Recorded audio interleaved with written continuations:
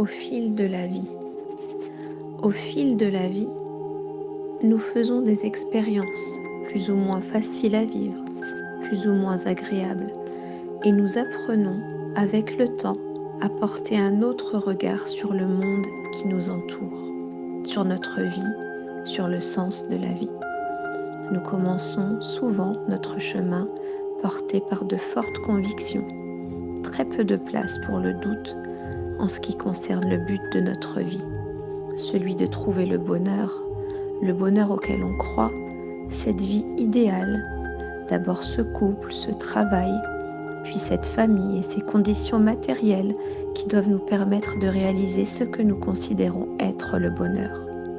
Ce n'est qu'au fil du temps qu'un incroyable manque fait surface en nous, du plus profond de notre intérieur, un manque imprévu que nous ne comprenons pas, mais qui se fait de plus en plus criant, surtout si on tente de l'étouffer. Car après tout, en apparence, toutes les conditions sont là, celles du bonheur. Alors, qu'est-ce qui ne va pas? Que nous manque-t-il? Qu'est-ce qui souffre à l'intérieur de nous-mêmes, au point de ne plus apprécier ce que l'on a, au point de nous sentir dépourvus, vides, vidés, sentir que quelque chose d'important nous échappe. Pourtant, on avait bien essayé de mettre un peu de sens, de bonne conscience dans nos vies, à côté de nos aspirations de possession, un peu de temps consacré à quelque acte solidaire ou généreux, pensant que ce sera suffisant. Visiblement non, car le mal s'accroît. Un mal parfaitement sain qui donne l'alerte d'un manque vital en nous. Peut-être nous étions-nous mépris quant au but de la vie. Lorsque nous étions focalisés sur un bien-être individualiste, celui de notre ego, de ses penchants, de ses désirs souvent si superficiels, leur obtention n'a fait qu'aggraver le mal, que nous montrer davantage l'absurdité de notre vision de la vie. Pourtant, cela semble être le but de tout un chacun à notre époque. Pourquoi ferions-nous exception? Mais faisons-nous vraiment exception? Certains, plus que d'autres, s'accommodent de cette situation inadaptée. Certains, plus que d'autres, savent faire abstraction de ce que révèle leur profondeur. Ils s'arrangent pour ne pas s'y arrêter, ne pas voir, ne pas ressentir ce manque profond. Mais arrêtons-nous quelques minutes le matin. Prenons le temps d'observer ce monde dans lequel nous vivons de plus près. Les hommes, les femmes, le visage de chacun de ces êtres. Dès les premières lueurs du jour, sur les routes, dans les transports, ceux qui marchent, qui courent de peur d'arriver en retard au travail, à l'école, qui avancent machinalement. Semblent-ils épanouis, détendus, heureux de leur vie, de leur couple, de leur travail, de vivre dans cette société? Les visages sont-ils souriants? Se parle-t-on? Sommes-nous attentifs les uns aux autres? Y a-t-il quelque humanité qui transparaît de ces êtres humains presque déshumanisés? Ceux-là même qui luttent pour vivre leur bonheur jour après jour. Prend-on le temps de vivre? Vit-on réellement avec ce qu'il y a de plus profond en nous, avec nos proches? Parvient-on à apprécier tout ce que l'on a, ses richesses intérieures et extérieures? Que nous manque-t-il? L'être humain aurait-il perdu la clé de son bonheur? Aurait-il oublié qui il est?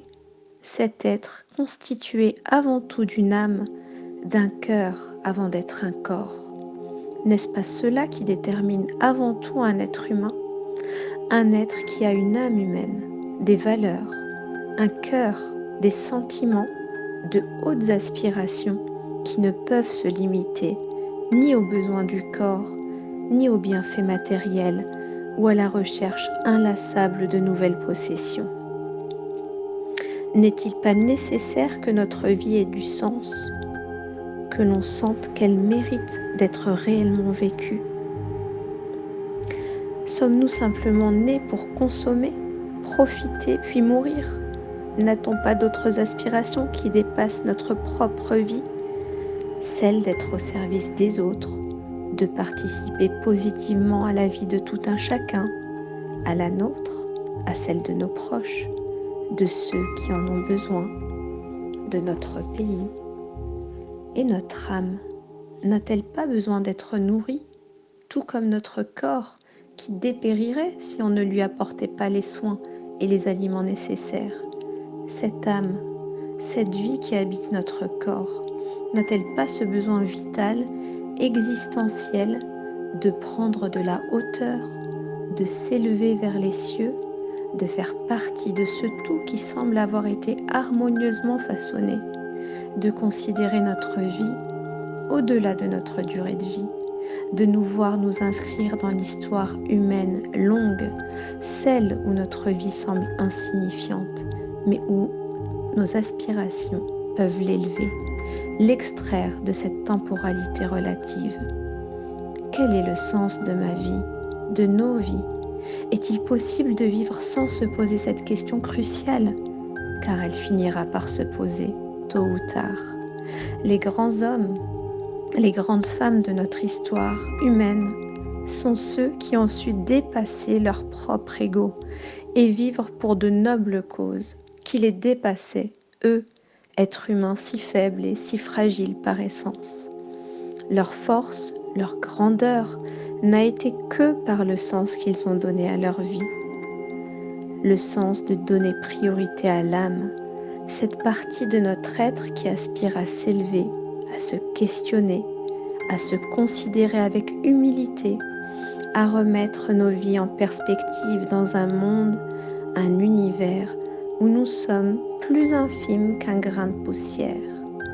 C'est au fil de la vie, en prenant le risque de sortir de nos certitudes de bonheur simplistes et établies, constituées de possessions et de bien-être égoïste, que nous pourrons essayer de cheminer humblement vers la recherche de cet absolu.